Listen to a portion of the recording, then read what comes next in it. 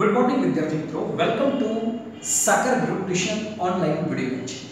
મિત્રો અત્યાર સુધીના લેક્ચરની અંદર આપણે અકાઉન્ટના પહેલા ચેપ્ટરના બે મહત્વના મુદ્દા પૂરા કર્યા। ફર્સ્ટ ટાઈમ તમને લોકોને નામાનો અર્થ સમજાવી દીધો। સેકન્ડ લેક્ચરની અંદર તમને યાદ હશે કે આપણે હિસાબી પદ્ધતિઓનો ખ્યાલ પૂરો કર્યો અને હવે પછીના ટોપિક્સની અંદર આપણે પારિભાષિક શબ્દોને લગતો મુદ્દો સ્ટાર્ટ કરવાનો છે, જેમાં તમને મેં લાસ્ટ વિડિયોની અંદર સમજાવ્યું હતું કે એવરેજ 12 થી 13 પ્રકારના પારિભાષિક શબ્દોની સમજૂતી તમારે આ મુદ્દાની અંદર ક્લિયર કરવાની આવશે। આમાંના બે પહેલા જે પારિભાષિક શબ્દો હતા તે લાસ્ટ વિડિયોની અંદર આપણે પૂરા કરી નાખ્યા, પરંતુ આજે નવા શબ્દોની સમજૂતીમાં આગળ વધીએ પહેલા તમારો ભૂતકાળ એક વખત રિપીટ કરાવી દઉં એટલે જ્યાંથી અધૂરું હતું ત્યાંથી કન્ટિન્યુઅસ છે। મિત્રો નામો લખતી વખતે એની ભાષાની અંદર જે પર્ટિક્યુલર શબ્દોનો ઉપયોગ થાય એને કહેવાય છે નામાના પારિભાષિક શબ્દ, જેમાં આપણે પહેલો શબ્દ ભણવાનો હતો મૂડી, જેનો ખ્યાલ મેં તમને લોકોને લાસ્ટ ટાઈમ આપી દીધો કે કોઈ પણ પ્રકારનો ધંધો શરૂ કરવો હોય તો એના માટે ત્રણ મહત્વની વસ્તુઓની આવશ્યકતા રહેતી હોય છે। પહેલું રોકડ એટલે કે રૂપિયા, બીજું માલ સ્ટોક એટલે કે સામગ્રી, અને ત્રીજું જોઈએ લાયક જગ્યા, સ્થળ, મોકાનું સ્થાન અને મિલકતના નામે ઓળખવામાં આવે છે। હવે ત્રણે ત્રણ પ્રકારની વસ્તુ માલિક દ્વારા લાવવામાં આવે છે। બસ શોર્ટકટમાં એટલું યાદ રાખવાનું કે ધંધાનો માલિક ધંધા રોકડ રકમ, માલ સ્ટોક કે મિલકત લાવે તેને મૂડી કહે છે। ત્યાર પછી બીજા નંબરનો શબ્દ આપણે એનો વિરોધાભાસી ભણ્યા હતા, નામ ઉપાડ। મૂડીમાં લાવવું ઉપાડવા લે છે। કેટલીક વખત એવું બને કે એક માલિક પોતાના ધંધાની અંદરથી થોડા ઘણા રૂપિયા એટલે કે રોકડ રકમ, અમુક પ્રકારની વસ્તુ એટલે કે માલ સ્ટોક લઈ જતો હોય છે। બટ મિત્રો એક વસ્તુ ખાસ યાદ રાખજો કે આ જે માલિક જ્યારે પણ ધંધાકીય એકમમાંથી કંઈ પણ લઈ જાય, રૂપિયા કે માલ સ્ટોક મિલકત તો લઈ ના શકે, અને આખી દુકાન તો કોઈ ઉઠાવી શકવાનું નથી, એટલું કોમન સેન્સ થી તમે પોતે બી સમજી શકો છો। પણ હા, એ જે રૂપિયા કે માલ સ્ટોક લઈ જતો હોય એ ખાસ યાદ રાખવાનું એના ઘરના ઉપયોગ માટે, જેને નામાની ભાષામાં કહેવાય અંગત ઉપયોગ યા વપરાશ। જો એ અંગત ઉપયોગ યા વપરાશ માટે લઈ જતો હોય, ફોર પર્સનલ યુઝ ઓન્લી, માત્ર પોતાના ઘર માટે, ત્યારે એ જે લઈ જાય એને કહેવાય છે ઉપાડ। એટલે ઉપાડની વ્યાખ્યામાં આ એક શબ્દ ઉપર ફોકસ કમ્પલસરી થવો જોઈએ કે જ્યારે માલિક અંગત ઉપયોગ કે વપરાશ માટે ધંધામાંથી રોકડ કે માલ સ્ટોક લઈ જાય છે તેને ઉપાડ કહે છે। મૂડીમાં લાવવું, ઉપાડમાં લઈ જવું, આ બે પહેલા પ્રકારના વિરોધાભાસી શબ્દોનો ખ્યાલ મેળવ્યા પછી હવે આજના ટોપિક્સની અંદર આગળ વધીશું। તો વિદ્યાર્થી મિત્રો, આજના લેક્ચરનો પહેલો અને સિક્વન્સની અંદર ત્રીજા નંબરનો શબ્દ નવો તમારે ભણવાનો આવશે, એનું નામ છે મિલકત। એક્ચ્યુઅલી પ્રેક્ટિકલ ભાષાની અંદર અવારનવાર આપણે આ શબ્દનો ઉપયોગ તો કર્યો છે, મિલકત। ઘણી વખત એવું બોલતા હોઈએ છીએ કે XYZ વ્યક્તિ પાસે ઘણી બધી મિલકત છે, પરંતુ એક્ઝેક્ટલી એનો અર્થ શું એ જાણતા નથી। બસ આજે આપણે મિલકત કોને કહેવાય એના વિશેનો ખ્યાલ મેળવીશું। પહેલી બાબત, મિલકત એટલે એક એવા પ્રકારની વસ્તુ કે જેનો વપરાશ યા ઉપયોગ આપણે લાંબા સમય સુધી કરી શકીએ। તમારી પાસે એવી કોઈ પણ પ્રકારની વસ્તુ હોય કે જેનો ઉપયોગ તમે રોજે રોજ કરતા હો, પરંતુ આ વપરાશ કે ઉપયોગ જો તમે લાંબા સમય સુધી કરી શકતા હો તો એવી તમામ વસ્તુઓને મિલકતના નામે ઓળખવામાં આવે છે। હવે બી પ્રેક્ટિકલ કેટલાક ઉદાહરણ હું આપણી પર્સનલી લાઈફની અંદરના આપી દઉં કે જેથી કરીને તમને ખબર પડે કે મારી, તમારી અને અન્ય વ્યક્તિઓ પાસે એવી કઈ કઈ વસ્તુ છે કે જેનો આપણે રોજબરોજ અને લાંબા સમય સુધી ઉપયોગ કરીએ છીએ। ભૂતકાળથી તમે એને વાપરો છો અને ભવિષ્યની અંદર પણ હજુ એનો વપરાશ થવાનો, એવા એક્ઝામ્પલ સાથે મિલકતોમાં કઈ કઈ વિગતો આવે એ હું તમને સમજાવું। તો સૌથી પહેલી મિલકત યાદ રાખવાની આવશે આપણા દરેકનું મકાન। તમે ને હું અને અન્ય વ્યક્તિ, જે વ્યક્તિ ઘરની અંદર રહે છે ને મિત્રો, એ આપણું મકાન એ પ્રોપર પોતે આપણા માટે એક પ્રકારની મિલકત જ કહેવાય। કેમ કે ભૂતકાળમાં આપણા પેરેન્ટ્સ એટલે કે માતા પિતાએ જે મકાન ખરીદ્યું હતું એ ભૂતકાળમાં ખરીદ્યું હતું, ત્યારથી લઈને અત્યાર સુધી આપણે એમાં રહીએ છીએ, ધેટ મીન્સ એનો ઉપયોગ કરીએ છીએ. કાલે વેચી દેવાનું ના, હજુ આ મકાનનો ઉપયોગ ભવિષ્યમાં લાંબો સમય સુધી કરીશું. ઠીક છે, ફ્યુચરમાં કદાચ વેચીને નવી મિલકત એટલે કે મકાન વસાવીએ એ ગૌણ વસ્તુ છે, હાલમાં નહીં. તો મતલબ તમે સમજી શકો છો, છેલ્લા કેટલાય સમયથી આપણે આ મકાનનો ઉપયોગ કરતા આવ્યા છીએ અને હજુ પણ ફ્યુચરની અંદર લાંબો સમય એનો વપરાશ કરવાનો. બસ તો જે વસ્તુ લાંબા સમયથી ઉપયોગી બનતી હોય એવી તમામ વસ્તુને ધંધાની, આપણા પર્સનલની મિલકતના નામે ઓળખવામાં આવે છે. જેનું એક ઉદાહરણ મેં તમને લોકોને મકાનનું આપ્યું. હવે ધંધાકીય એકમની અંદર જોવા જઈએ તો મકાન તો ન હોય, પરંતુ સમજવાનો પ્રયત્ન કરો. ધંધો કરવા માટે જે જગ્યા તમે લોકોએ લીધેલી છે, ધેટ મીન્સ એને બીજી ભાષામાં દુકાન કહી શકાય, એ જ ધંધાનું મકાન એટલે કે દુકાન.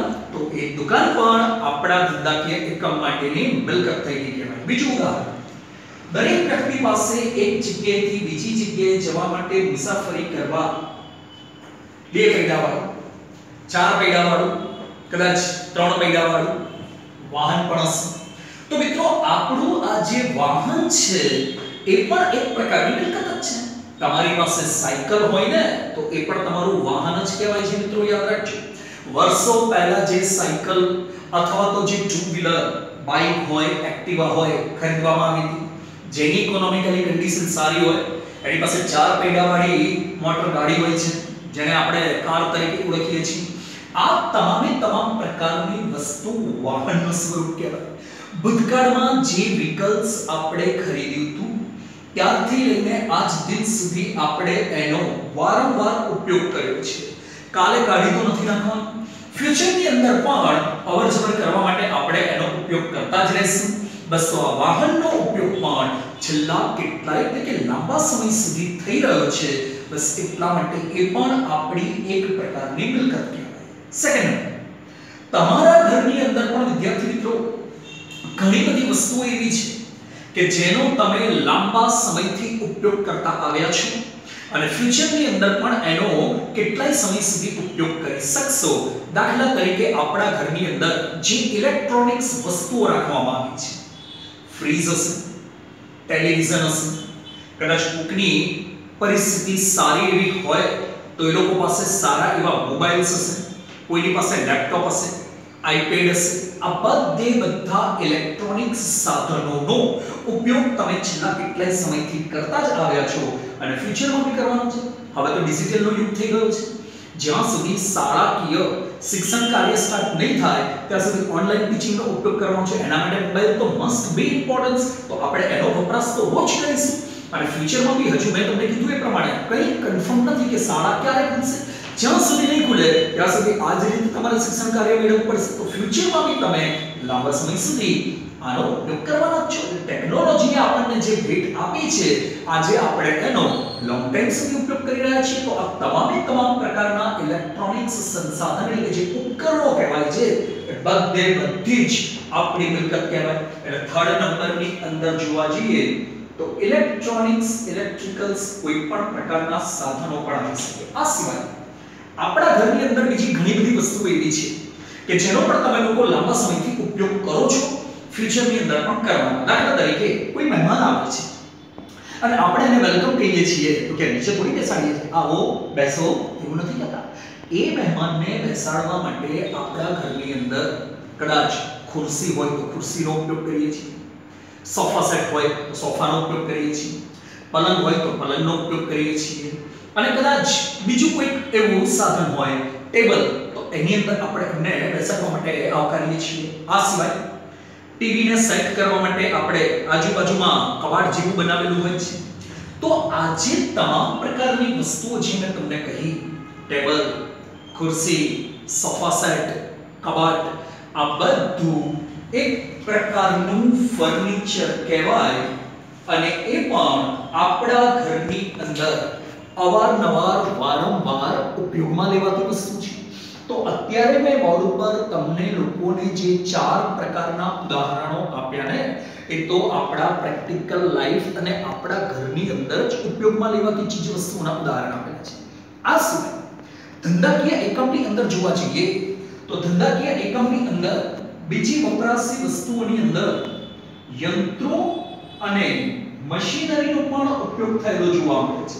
સવાલ એ થાય ધંધાની અંદર યંત્ર અને મશીનરી કેવી રીતે? તો તમારા નોલેજ માટે કીધું કેટલાક જગ્યાએ કારખાના અને ફેક્ટરીઓ ચલાવવામાં આવે છે. વિદ્યાર્થી મિત્રો એવું તમે સાંભળ્યું હશે.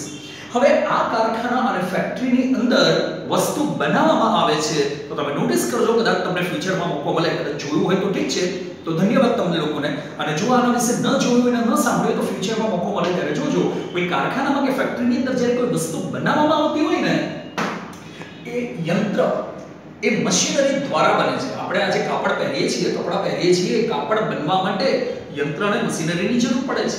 આજે મોબાઈલ્સ આપણા બન્યા એ બનાવવા માટે ઠીક છે ટેકનોલોજી એડ થઈ મીન્સ ઓકે, પણ એ બનાવવા માટે પણ યંત્ર સામગ્રીનો ઉપયોગ કરવો પડે છે. તો આ તમામ પ્રકારની વસ્તુઓ આપણા ઘરમાં જોઈએ, ઠીક છે, યંત્ર ન હોય એ ઘણી અલગ વસ્તુ છે, પણ બાકીની તમામ પ્રકારની વસ્તુ જોઈએ તો આપણા ઘરમાં અને ધંધાકીય એકમની અંદર રોજબરોજ વારંવાર લાંબા સમય સુધી ઉપયોગમાં લેવાય છે. પરિણામે એ બધી વસ્તુઓ આપણા માટે એક પ્રકારની મિલકત થઈ ગઈ કહેવાય. જો તમારે મિલકતની વ્યાખ્યા યાદ રાખવી હોય તો એના માટે આ બે શબ્દો ઉપર ખાસ ભાર રાખવાનો. વસ્તુ અને લાંબા સમય સુધી એનો વપરાશ કે ઉપયોગ, બસ આ બે શબ્દો ઉપર પકડ રાખીને તમારે વ્યાખ્યા જોઈન્ટ કરવાની છે. છેલ્લી વખત ફરીથી નોટિસ કરાવી દઉં, જે વસ્તુનો ઉપયોગ ધંધાકીય એકમમાં, કેમ કે આપણે ધંધા માટેના પારિભાષિક શબ્દો બનીએ છીએ એટલે ઘર માટેનો શબ્દ પ્રયોગ નહીં થાય, ધંધાકીય એકમમાં લાંબા સમય સુધી કરી શકાતો હોય તેવી તમામ વસ્તુઓને ધંધાની મિલકત તરીકે ઓળખવામાં આવે છે.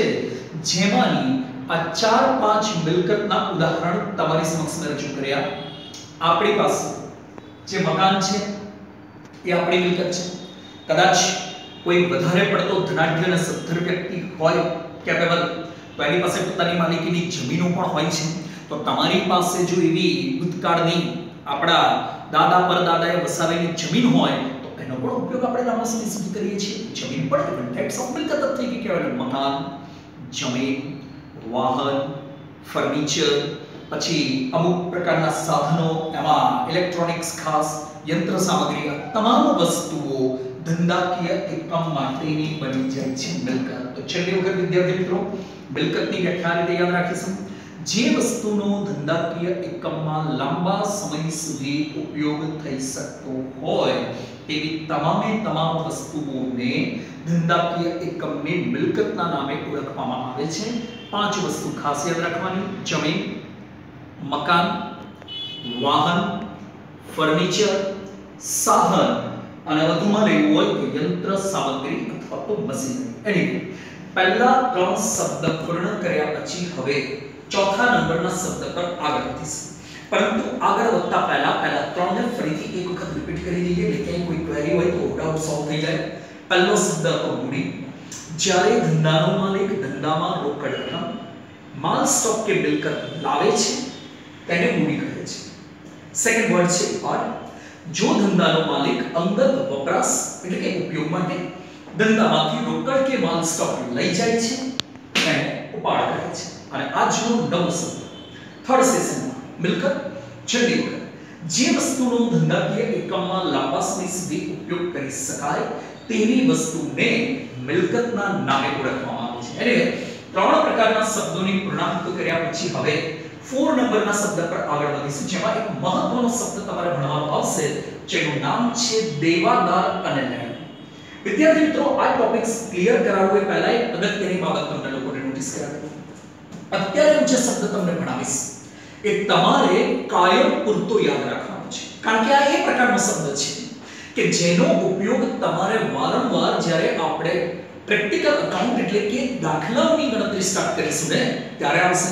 સો ધ્યાનથી સમજવાનું છે કે દેવાદાર લેણું કોને કહેવાય. એક્ચ્યુઅલી શબ્દ બે ભલે ભેગા બોલાય છે પરંતુ બંનેનો મતલબ અલગ છે. આપણે બે અલગ ભાગની અંદર આખા શબ્દને ક્લિયર કરીશું. એમાં અત્યારે આપણે સમજૂતી મેળવીશું પહેલા શબ્દ દેવાદાર ઉપર. પોઈન્ટ નંબર 1, મેં અહીંયા બોર્ડ ઉપર જે શબ્દ લખેલો છે દેવાદાર એ વાસ્તવમાં ધંધાકીય વ્યવહારમાં સંકળાયેલી ચોક્કસ પ્રકારની વ્યક્તિ સાથે લાગુ પડે છે. ફરીથી દેવાદાર શબ્દ એક્ચ્યુઅલી ચોક્કસ પ્રકારની વ્યક્તિ સાથે સંકળાયેલો શબ્દ છે. ઘણી વખત એવું બને કે આપણે આપણા ધંધામાં જુદા જુદા પ્રકારની વ્યક્તિઓ સાથે અમુક પ્રકારનો વ્યવહાર એવી રીતે કરીશું કે જેને આધીન આપણે એ વ્યક્તિ પાસેથી અમુક પ્રકારની રકમ એટલે કે રૂપિયા, જેને નાણાંની ભાષામાં નાણાં પણ કહેવાય, એ નાણાં લેવાના થાય છે. તો વિદ્યાર્થી મિત્રો ખાસ યાદ રાખજો, આપણે જે વ્યક્તિ પાસેથી થોડી ઘણી રકમ એટલે કે નાણાં લેવાના હોય ત્યારે એ વ્યક્તિ આપણા ધંધા માટેનો દેવાદાર ગણાય છે. હવે સાંભળ્યા પછી પહેલો સવાલ એ અસ્તિત્વમાં આવે કે આપણે કોઈની પાસેથી રૂપિયા લેવાના, હાઉ કેન ઇટ પોસિબલ, એ કેવી રીતે શક્ય બને? તો ચલો હવે આ વસ્તુને સમજવા માટે હું તમને થોડું ડિટેલમાં ઉદાહરણ આપું છું. ધ્યાનથી સમજો. આપણે ભૂતકાળમાં આપણો નવો ધંધો સ્ટાર્ટ કર્યો છે જેને નામ આપ્યું છે મહાલક્ષ્મી કિરાણા સ્ટોર્સ. માની લો કે આજે તમે તમારી દુકાનની અંદર બેઠા છો, એટલે મહાલક્ષ્મી કિરાણા સ્ટોર્સના તમે વેપારી છો. બરાબર ધ્યાનથી સમજો વિદ્યાર્થી મિત્રો, તો તમને ખબર પડશે. તમે દુકાનના માલિક, ધેટ મીન્સ કે વેપારી છો. માની લો કે આજે તમારી દુકાનની અંદર X નામનો તમારો એક કાયમી ગ્રાહક વસ્તુની ખરીદી કરવા આવે છે. હવે મેં અહીંયા એક શબ્દ પ્રયોગ કર્યો, કાયમી ગ્રાહક. પહેલા આના વિશે સમજાવી દઉં કે કાયમી ગ્રાહક કોને કહેવાય. ગ્રાહક વિશે તો આપણે પહેલાથી સમજાવેલું છે કે જે વ્યક્તિ આપણી દુકાનની અંદર અમુક પ્રકારની વસ્તુ લેવા માટે આવે એ દરેક વ્યક્તિને ગ્રાહક તરીકે ઓળખી શકાય. પણ આગળ એક વધારાનો શબ્દ યુઝ કર્યો છે કાયમી. હવે કાયમી ગ્રાહક એટલે શું? તો ધ્યાનથી સમજો. એવો ગ્રાહક કે જે રોજબરોજ કાયમ તમારી દુકાનની અંદરથી જ વસ્તુની ખરીદી કરતો હોય, એને 5 રૂપિયાની વસ્તુની જરૂર હોય, 50 રૂપિયાની વસ્તુની જરૂર હોય, 500 રૂપિયાની વસ્તુની જરૂર હોય કે 5000 રૂપિયાના વસ્તુની જરૂર હોય, એ બીજી કોઈ પણ દુકાનમાં ન જાય, માત્ર ને માત્ર તમારી જ દુકાનની અંદરથી આવીને કાયમ નાની મોટી ગમે તે પ્રકારની વસ્તુ જોઈતી હોય એ આપણી પાસેથી જ લેતો હોય ને મિત્રો, ત્યારે એને કહેવાય આપણો કાયમી ગ્રાહક. બાકી તમે સમજવાનો પ્રયત્ન કરો, આપણા વિસ્તારની અંદર અનાજ કરિયાણાનો વેપાર એટલે ધંધો કરનારી એકમાત્ર દુકાન તો નહીં હોય, ઘણી બધી દુકાન હશે. દાખલા તરીકે લક્ષ્મી કિરાણા સ્ટોર્સ બી છે, ધનલક્ષ્મી કિરાણા સ્ટોર્સ બી છે, વૈભવલક્ષ્મી કિરાણા સ્ટોર્સ બી છે, ગૃહલક્ષ્મી કિરાણા સ્ટોર્સ બી છે. પરંતુ તેમ છતાં પણ એ આવે છે માત્ર મહાલક્ષ્મી કિરાણા સ્ટોર્સની અંદર. બસ એટલા માટે એ આપણો બની ગયો કહેવાય કાયમી ગ્રાહક. એટલે સચ આગળ માની લો કે X નામનો તમારો ગ્રાહક એટલે કે કાયમી ગ્રાહક આજે તમારી દુકાનની અંદર આવે છે, 3000 રૂપિયાનું અનાજ કરિયાણું એટલે કે વસ્તુ એ ખરીદે છે. હવે સમજવાનો પ્રયત્ન કરજો મિત્રો. તમારા ગ્રાહકે તમારી દુકાનમાંથી જે વસ્તુ લીધી એ એના માટે ખરીદી થઈ કહેવાય. પરંતુ આપણે તો એને 3000 રૂપિયાની વસ્તુ જે આપીને એ આપણી પરિભાષા પ્રમાણે ધંધાનું વેચાણ બની ગયું કહેવાય. ખરીદી અને વેચાણ આ ધંધાકીય એકમના બે મહત્વના પાસા છે, યાદ રાખજો. જે વ્યક્તિ વસ્તુ લે એના માટે ખરીદી, પરંતુ જે વ્યક્તિ વસ્તુ આપે ને એના ધંધાનું વેચાણ કહેવાય. હવે સમજો, તમે 3000 રૂપિયાનો માલ તમારા કાયમી ગ્રાહકને વેચ્યો, એટલે જેવો માલ એને મળશે એ લઈને ભાગી તો નહીં જાય ને, બદલામાં એને તમને નાણાં ચૂકવવા પડશે. પરંતુ માની કે આ તમારો કાયમી ગ્રાહક આજે 3000 રૂપિયાની વસ્તુ લઈને તમને એવી રજૂઆત કરે છે, મિસ્ટર વેપારી, હાલમાં મારો પગાર નહીં થયો હોવાને કારણે તમને આપવા માટે અત્યારે મારી પાસે રૂપિયા નથી. 10 દિવસ પછી મારો પગાર આવશે ત્યારે હું તમને તમારા પૂરેપૂરા 3000 રૂપિયા આપી જઈશ. તો એ વખતે તમે એમ કહેશો ચટપટ 3000 રૂપિયા હોય ત્યારે આવજો 10 દિવસ પછી, અત્યારે માલ લઈ લીજે. વિચારો મિત્રો, આપણો કાયમી ગ્રાહક છે, એ આવી રજૂઆત કરે છે કે હાલમાં મને તમારી પાસે રૂપિયા આપવા માટેનો ઓપ્શન્સ છે જ નહીં, 10 દિવસ પછી હું તમને આવીને રૂપિયા આપી જઈશ. તો અત્યારે આપણે એને વસ્તુ આપવાની કે નહીં આપવાની, થિંક અબાઉટ ઇટ. શું વિચારો છો? આપવી કે નહીં આપવી? 100% આપવી પડે. કેમ આપવાની? કે એ આપણો આવો ગ્રાહક છે. જોઈ રહ્યા છો વિદ્યાર્થી મિત્રો, કાયમી ગ્રાહક. આપણને ખબર છે કે આને નાની મોટી ગમે તે વસ્તુની જરૂર હોય એ બીજી કોઈ દુકાનમાં નહીં, માત્ર આપણી દુકાનની અંદર આવે છે. તો આવા કાયમી ગ્રાહકોની જરૂરિયાતો અને પરિસ્થિતિને ક્યારેક આપણે બી સમજવી પડે. એટલે અત્યારે આપણે શું કરીશું, એની આ જરૂરિયાતને સમજીને કહીશું કઈ વાંધો નહીં, 10 દિવસ પછી જ્યારે અનુકૂળતા તમને થાય ત્યારે તમે રૂપિયા આપી જજો. તો હવે સમજવાનો પ્રયત્ન કરો મિત્રો. તમે તમારા કાયમી ગ્રાહકને વસ્તુ આપી, ધેટ મીન્સ કે વેચાણ તો કર્યું, પરંતુ આ એ વેચાણ થયું જેમાં તમને રૂપિયા અત્યારે મળ્યા નથી. રૂપિયા લીધા વગરનું વેચાણ, એને બીજી ભાષામાં કહેવાય ઉધાર વેચાણ.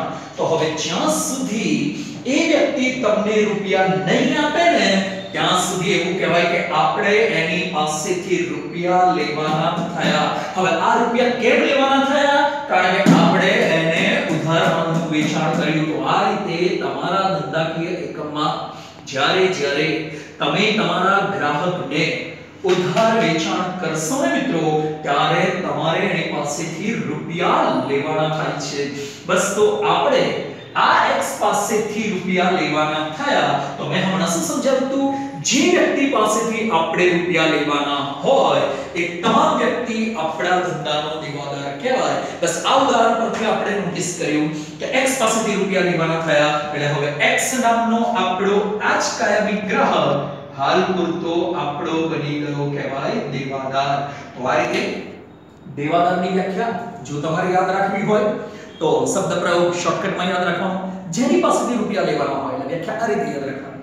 જે વ્યક્તિ પાસેથી આપણે રૂપિયા એટલે કે નાણાં લેવાના હોય તે વ્યક્તિને ધંધાનો દેવાદાર કહે છે. હવે બીજું આ જ વ્યાખ્યાને જો તમે ધારો તો બીજી રીતે બી એક્સપ્લેન કરી શકો છો. પોઈન્ટને જરા ધ્યાનથી સમજો. આપણા ઉદાહરણમાં આપણે એક વ્યક્તિ પાસેથી 3000 રૂપિયા લેવાના થયા. એનું રીઝન તમને ખબર છે ને કે કેમ લેવાના થયા? આને કારણે માલ ઉધારે વેચ્યો. બસ તો આ શબ્દનો ઉપયોગ કરીને પણ વ્યાખ્યા બનાવી શકાય. જે વ્યક્તિને ઉધાર વેચાણ કરવામાં આવે છે તે વ્યક્તિ ધંધાનો દેવાદાર બને છે. બંને રીતે દેવાદારની વ્યાખ્યા ચાલે એવી છે.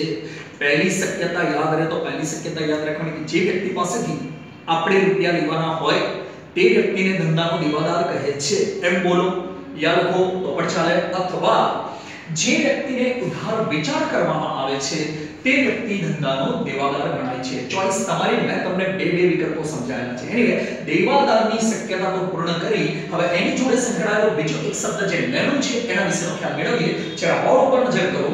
x પાસેથી આપણે રૂપિયા લેવાના થયા એટલે એ આપણો દેવાદાર તો બન્યો, પરંતુ જરા ધ્યાનથી જુઓ, આપણે એની પાસેથી આટલી રકમ લેવાની થાય છે મિત્રો, 3000 રૂપિયા.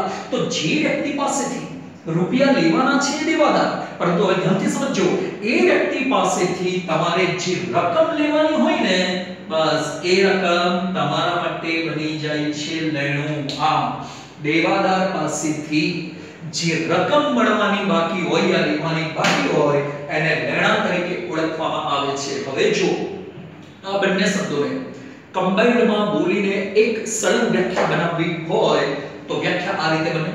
જે વ્યક્તિ પાસેથી આપણે નાણાં લેવાના થાય તે વ્યક્તિને ધંધાનો દેવાદાર કહે છે. અને જેટલી રકમ લેવાની હોય એ વ્યક્તિ પાસેથી જેટલા રૂપિયા, અત્યારે આપણા ઉદાહરણમાં આપણે 3000 રૂપિયા લેવાના છે, બસ એ વ્યક્તિ પાસેથી જે રકમ લેવાની બાકી હોય એને લેણું કહે છે. જેની પાસેથી રૂપિયા લેવાના એ દેવાદાર અને જેટલા રૂપિયા લેવાના એ લેણું. છેલ્લી વખત ફરીથી રિપીટ કરાવી દઉં. જે વ્યક્તિ પાસેથી આપણે રકમ એટલે કે નાણાં લેવાના થાય તેને ધંધાનો દેવાદાર કહે છે. અને જે રકમ લેવાની થાય છે તેને ધંધાનું લેણું કહે છે.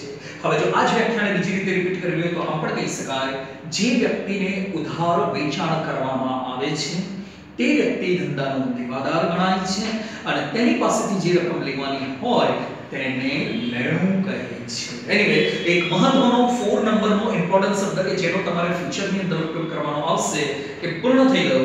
હવે 4 શબ્દોની સમજૂતી પૂર્ણ કર્યા પછી નેક્સ્ટ પાંચમા નંબરના શબ્દની સમજૂતી તરફ આગળ વધીશું.